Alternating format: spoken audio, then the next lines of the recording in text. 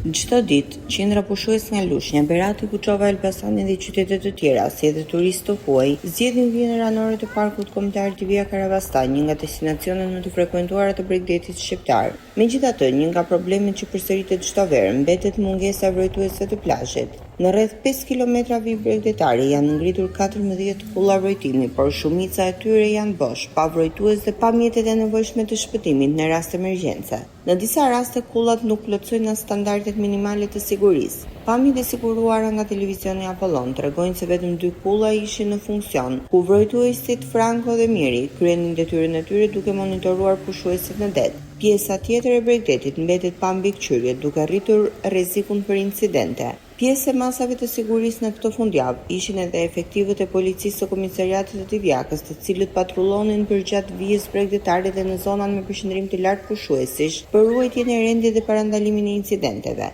Megjithatë, prania e policisë nuk e zvendëson në rolin e vrojtuesve të plazhit, të cilët janë hallka kryesore për ndërhyrjen e menjëhershme në rast të rrezikut në det. Ngjarje tragjike të regjistruara ditët e fundit në plazhe të tjera të vendit kanë rikthyer vëmendjen te zbatimi i ligjit dhe detyrimet që kanë bizneset për garantimin e sigurisë së pushuesve.